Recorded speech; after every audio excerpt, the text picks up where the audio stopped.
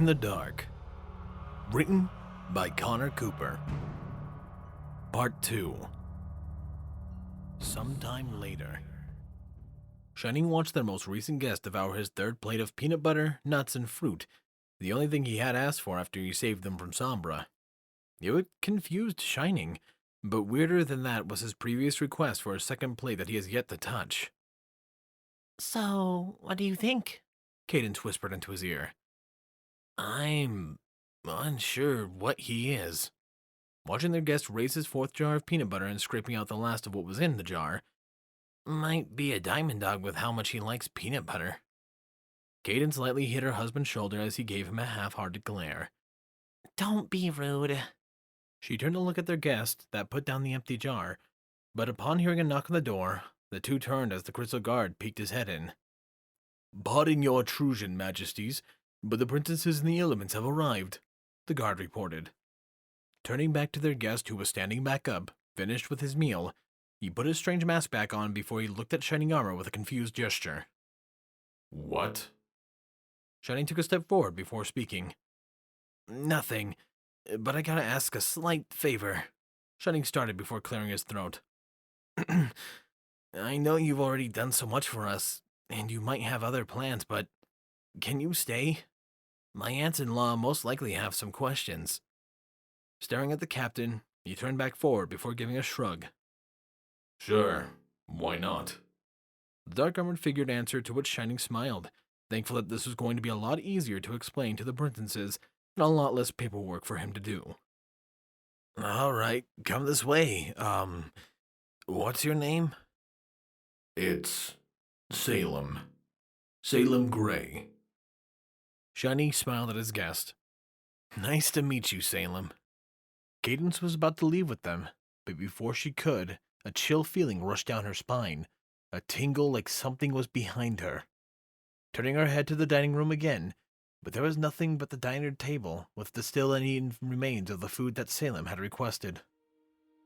Turning to leave, Cadence noticed something, causing her to turn back to the table once again, noticing the second plate of food that their guest hadn't touched, and nothing on it but an apple eaten to the core.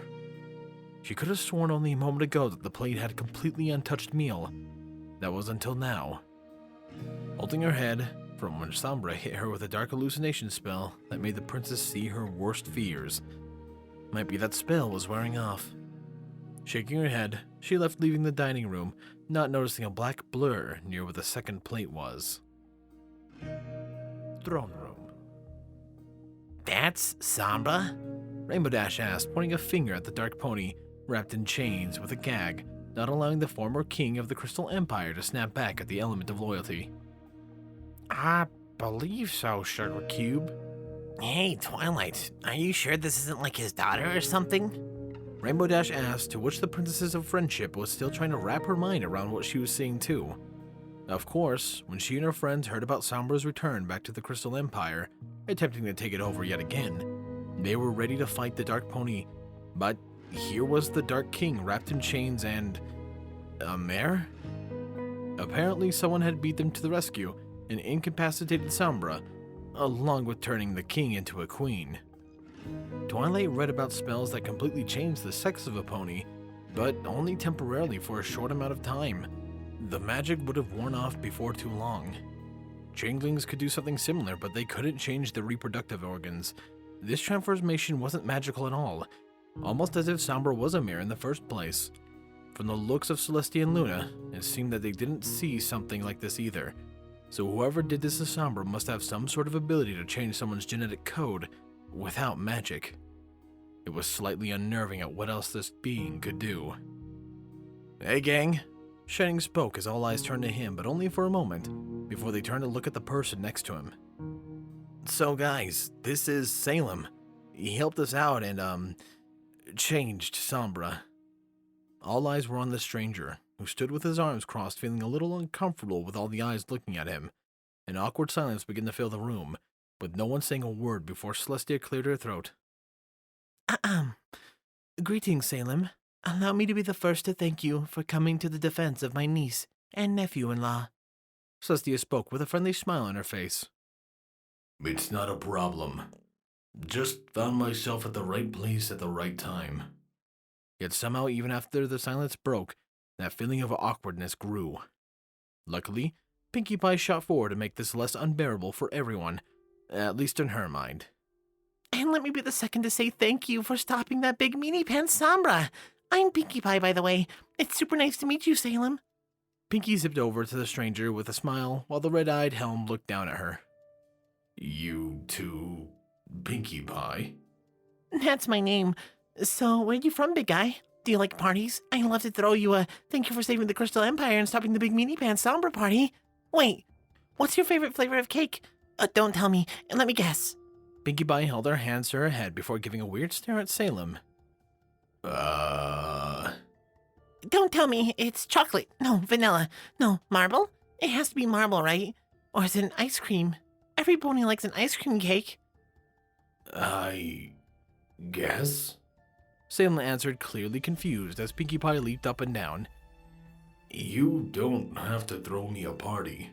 This compelled Pinkie Pie to gasp before getting into the faceplate of Salem with a serious look on her face.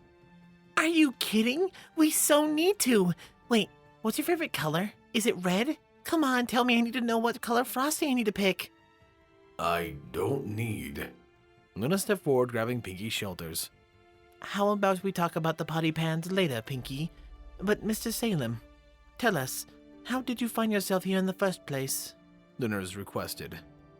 That's a long story. Don't think you would believe me. Salem answered, but this caused Rainbow Dash to roll her eyes. Oh, come on, Mr. Dark and Brooding. My friends and I have been through a lot. I doubt anything you have to say will surprise us. Salem looked at the rainbow-colored pony. I'm from another world. Come again.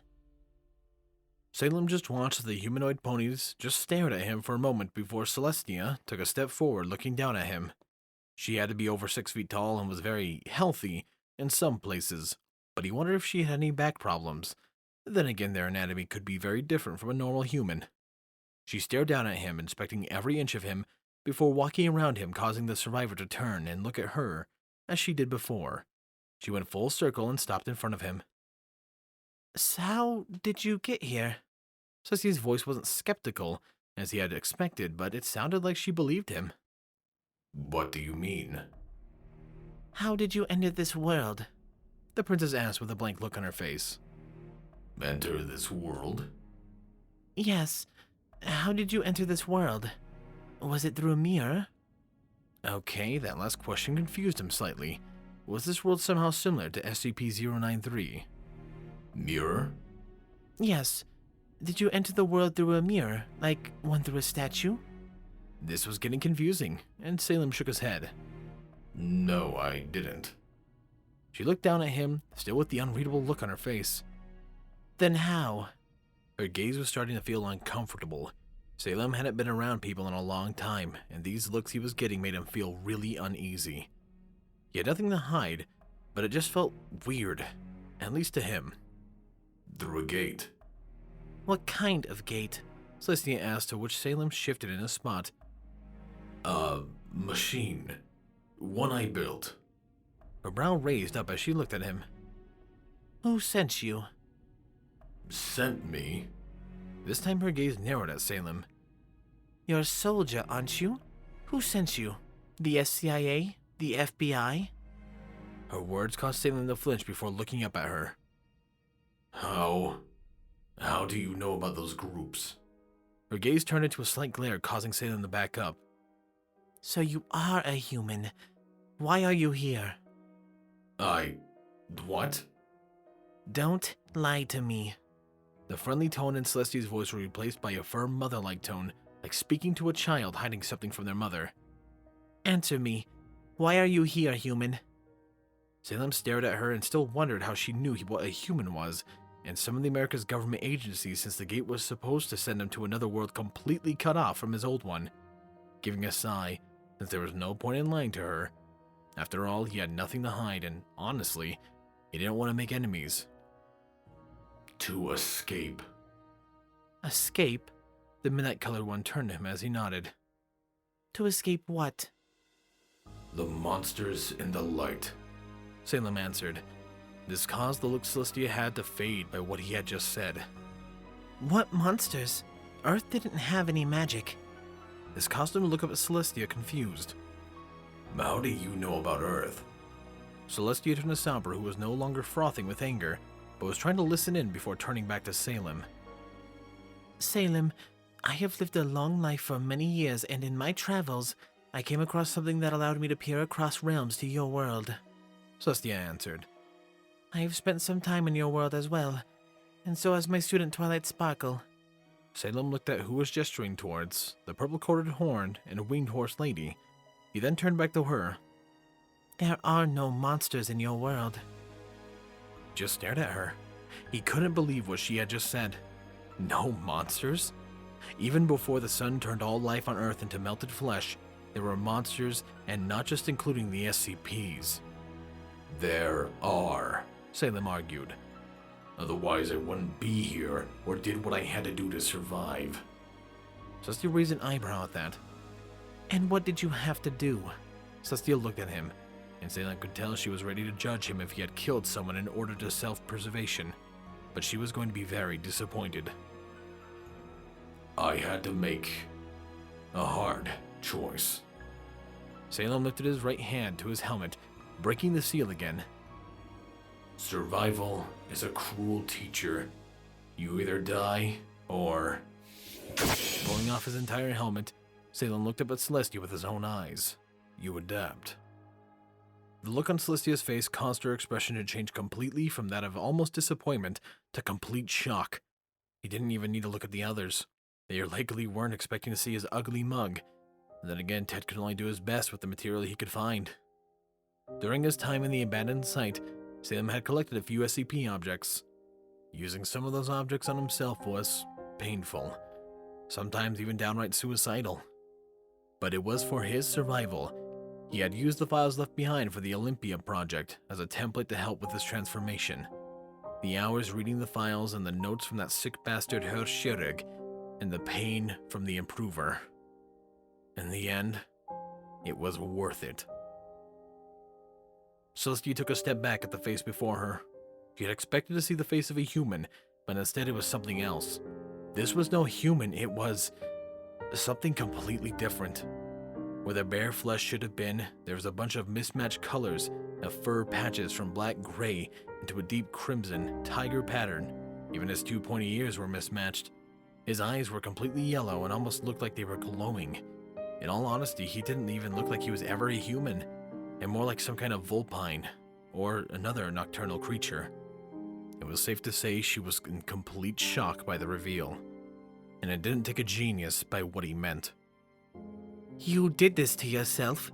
Luna asked, just as shocked as her sister. Salem nodded, and Luna looked at her sister before they turned back to the human.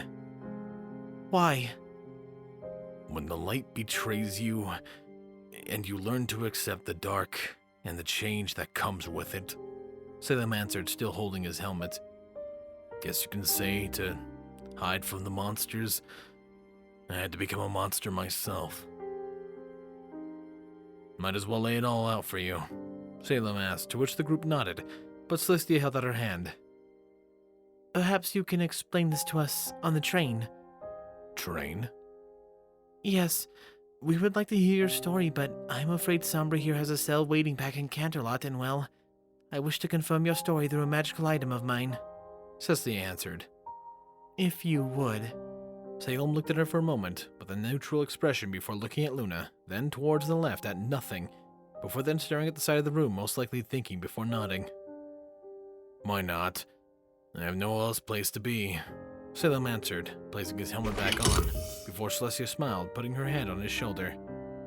Thank you, Salem. She then began to walk right beside him as Luna turned to the spot he was staring at. Nothing was there, but something told her that he wasn't just looking away to think about something, but rather was looking at someone.